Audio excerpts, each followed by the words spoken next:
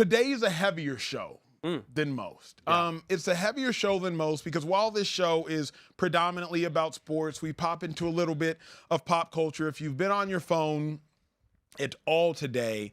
Obviously, you saw the assassination of Charlie Kirk. You saw the murder of him. And Kieran, it was hard for me to watch. It was hard for me to read about. You saw it online, I believe. Yeah, no, I mean, unavoidable too. I logged into Twitter. First thing I see is like, oh my gosh. And then the video is like right there. And I thought it was maybe him responding to a debate question and ended up seeing what happened. But yeah, really just heartbreaking, terrible, just awful. Yeah, I very, very bad. It's tough. And again, I haven't found the words to tweet, and I don't think X or Twitter allows enough characters. So if I can just try to share my heart, Kieran, with you, with y'all for a moment. I'm heartbroken and devastated at the death of Charlie Kirk for a couple reasons. Number one, I mourn for his wife. I mourn for his children. I mourn for his loved ones. I mourn for all of those that loved him. And as a human who has empathy, regardless of your political views or where you stand on the aisle, right now it's time to mourn with those that are mourning and weep with those that are weeping. And so that is what I'm literally and figuratively doing. Simultaneously, I haven't found the words to say, Kieran, and I haven't found the words to say because when I look into so much of what people love and loved Charlie Kirk for, I'm like, okay, Emmanuel, your empathy is birthed from a belief that no person should die before their time, and absolutely no person should die as a result of gun violence, especially outside of war.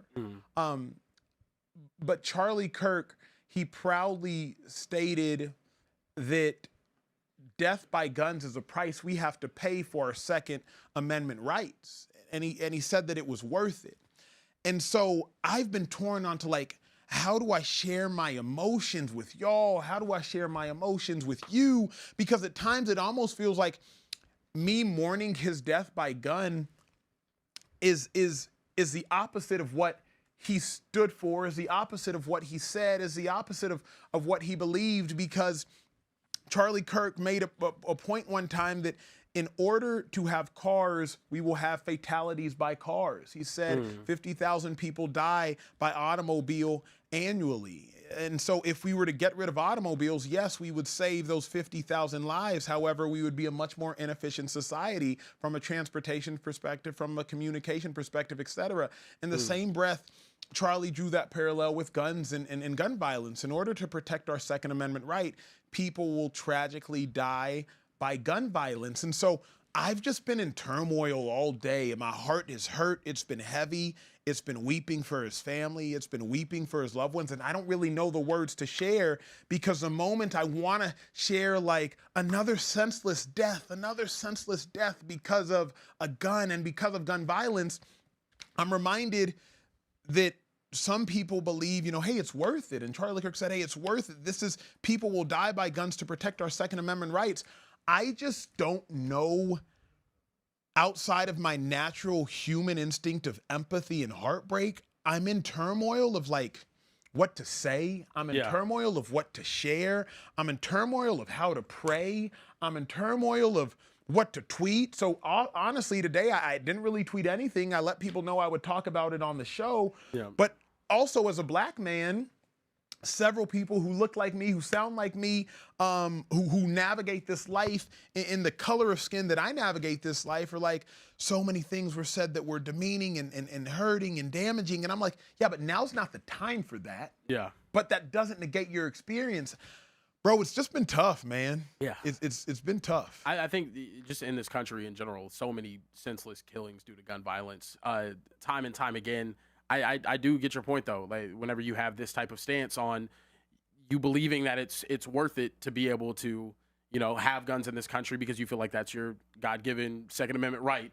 I agree with you. I think it is very tough. I think also of like my prayers go out to all the kids at the school in Colorado that got shot up today. I mean, just it happens way too much. Yeah, it happens far too much. I'll never forget being a freshman in high school, and the first thing It was the Sandy Hook shooting, and just learning that like a bunch of elementary school kids got shot and killed. It was terrifying. It was terrifying to show up to school the next day, the day after that, and whatnot. And the fact that that's even a thought in students' minds now, that you have to go into school and I have to be worrisome that someone could. We have drills designed for when someone could potentially come into the school with an AR and kill multiple people. Yeah. It's an insane reality to live in, and I think it's heartbreaking though. I think the loss of life with anyone as a God-fearing Christian man, I think it's heartbreaking. Just in general, I don't understand his stance.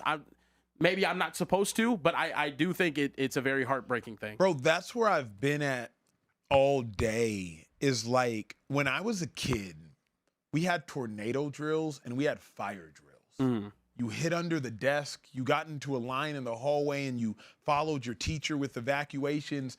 And now we have gun drills.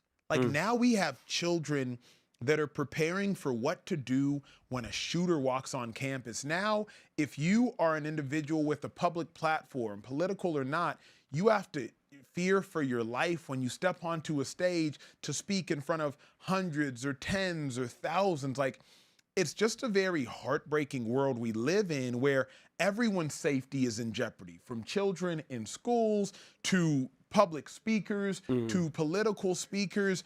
And again, regardless of what you view politically, no one should die by gun violence based upon what they view, nor I'm just so heartbroken by people dying by gun violence in general, bro. I mean, you know what else is hard for me? And you spend probably a lot more time on social media than I do.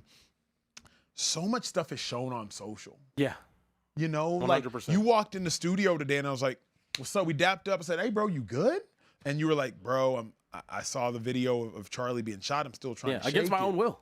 Against my own will. Like I open up Twitter, I just see the video of everything happening and it just shook me. Like honestly, just shook me. I don't want to see that happen to any human being. I think it's a terrible thing that happened. And also, I think social media is like obviously you could say for us to learn, we can't shelter ourselves in certain ways, but also being exposed to these types of things time and time again, it takes a mental toll on you, and it is very tough to be able to stomach. Bro, I think like we've become very desensitized to death. I think we've become very desensitized to violence.